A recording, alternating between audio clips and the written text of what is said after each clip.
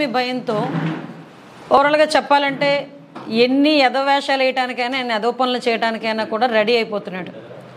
అంటే ఎలాగో ఓడిపోతామని భయం వేసి ఎలాగైనా గెలవాలి, మళ్ళీ ఎలాగైనా ఈ రాష్ట్రాన్ని ఇప్పుడు నాశనం అయినట్టుగా కాకుండా ఇంకా నాశనం చేసేయాలి, ఇంకా ఈ రాష్ట్ర ప్రజల భవిష్యత్తుని నాశనం చేసేయాలనే దృఢ సంకల్పంతో ఈరోజు ఎన్ని అంటే దాన్ని ఏమంటారు దిగజారుడు రాజకీయాలు చేయడానికైనా సిద్ధపడడం చూస్తూ ఉంటే నిజంగా ఒక పక్క నవ్వు వస్తుంది, ఒక పక్క ఇలాంటి వాడిన 5 సంవత్సరాలు ఈ రాష్ట్రం భరించింది, ఇంకో 2 నెలలు భరిస్తుంది అని అనుకోవడానికి కూడా ఒక ఇబ్బందిగానే అనిపించింది.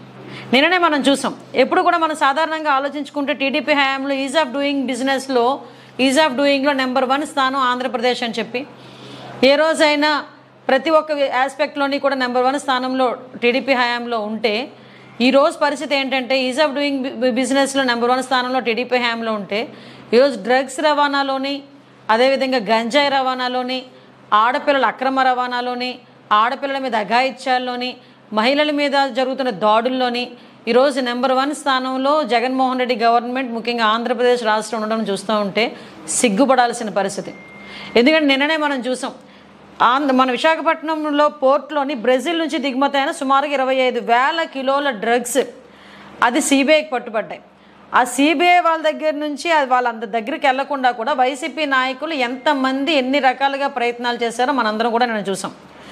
అది కూడా ఏంటంటే కంటైనర్ ఎవరికి సంబంధించిందంటే వైసీపీ నేత కూనం వీరభద్రరావుకి సంబంధించిన సంధ్య ఆక్వా కంపెనీకి సంబంధించిన డ్రగ్స్ ఆ కంపెనీ నుంచి అది ఆర్డర్ ఉన్న దిగుమతి చేసుకుంది. అట్ ద సేమ్ టైం ఈ వీరభద్రరావు ఉన్న వ్యక్తి ఎవరంటే ప్రకాశం జిల్లా నాగులుప్పాడు మండలం వైసీపీ సీనియర్ నేత. అతను విజయసాయిరెడ్డి గారికి అతి సన్నిహితుడు. ఇలాంటి వాళ్ళందరూ కూడా అంటే ఎలక్షన్ మూమెంట్లో మద్యంతోని, గంజాయితోని, డ్రగ్స్తోని కూడా ఓటర్లను ప్రలోభపెట్టి ఓవరాల్గా చెప్పాలంటే వాళ్ళు తిరిగి అధికారం చేజిక్కించుకోవడానికి దిగజారు రాజకీయాలు చేస్తున్నారని చెప్పడానికి ఇది ఒక ఉదాహరణగా భావించవచ్చు.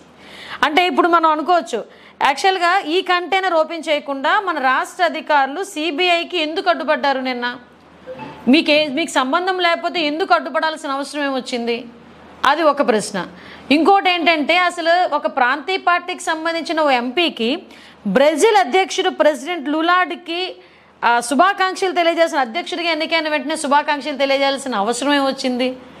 విజయసాయిరెడ్డి గారు అతను కరెక్ట్గా విజయసాయిరెడ్డి గారు 2 ఏళ్ల క్రితం బ్రెజిల్ అధ్యక్షునిగా ఎన్నికైన ప్రెసిడెంట్ లులాడ్ సిల్వాకి శుభాకాంక్షలు కూడా తెలియజేశాడు.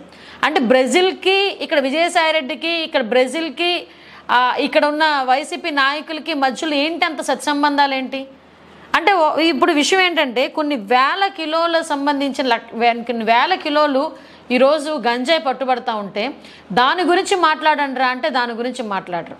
అసలు దాని గురించి ఎక్స్ప్లెనేషన్ ఇవ్వాల్సిన అవసరం ఈరోజు ముఖ్యమంత్రికి ఉంది. కనీసం ముఖ్యమంత్రి దాని గురించి ఎవరు కూడా మాట్లాడే పరిస్థితులు ఈరోజు కనిపించట్లేదు. ఎందుకంటే వాళ్ళు ఇన్వాల్వ్ అయింది కూడా ఆల్మోస్ట్ అందరూ కూడా వైసీపీ నాయకులే. కాకపోతే వీళ్ళకి ఒక పాంప్లెట్ ఛానల్ ఒకటి ఉంది, సాక్షి ఛానల్. ఆ సాక్షి ఛానల్ బేస్ చేసుకొని ఇంకా ఆటోమేటిక్గా తెలుగుదేశం పార్టీ అనేసరికి ఒక చౌదరి పేరు ఏదో ఒకటి పెట్టేసి హెడ్డింగ్ పెట్టేసి పెట్టడం వీళ్ళకి అలవాటు. సో నిన్న ఆల్రెడీ సాక్షి ఛానల్స్లోని వీటిలోని కూడా వాళ్ళ తాలూకా సోషల్ మీడియాలో చూస్తే ఒక కోటయ్య చౌదరి అనే పేరు పెట్టేసి అతను పురంధరేశ్వర గారికి సంబంధించిన వ్యక్తి, వాళ్ళకి సంబంధించిన వ్యక్తి, వీళ్ళకి సంబంధించిన వ్యక్తి అని చెప్పేసి వాళ్ళు రకరకాలైన సోషల్ మీడియాలో తప్పుడు కథనాలు ప్రచురించడం మొదలు పెడుతున్నారు. అది నాకు అర్థం కానిది ఏంటంటే మీరు సోషల్ మీడియాలో తప్పుడు కథనాలు ప్రచారం చేయడమా, సోషల్ మీడియాలో వచ్చిన వార్తలు నమ్మడమా అన్నది పక్కన పెట్టి ఈరోజు అసలు క్లియర్ కట్గా నిన్న మీ రాష్ట్ర అధికారులు ఎందుకు ఆ సిబిఐకి అడ్డుపడ్డారు? అది ఓపెన్ చేయించేటప్పుడు, కంటైనర్ ఓపెన్ చేయించేటప్పుడు దానికి సమాధానం చెప్పే దమ్ము ఇక్కడ ఎవరికైనా ఉందా? ఇవన్నీ కాకుండా సోషల్ మీడియాని వేదికగా చేసుకొని కంటెస్టెడ్ క్యాండిడేట్స్ని కానీ, అదేవిధంగా టీడీపీలో ఉన్న మెయిన్ నాయకులను కానీ, పవన్ కళ్యాణ్ గారిని కానీ, జనసేన నాయకులను కానీ, బీజేపీ నాయకులను కానీ ఎందుకు మీరు టార్గెట్ చేసి మోరల్గా డిస్కరేజ్ చేయడానికి అబద్ధపు ప్రచారాలు ఎందుకు మీరు చేస్తున్నారు? ఇక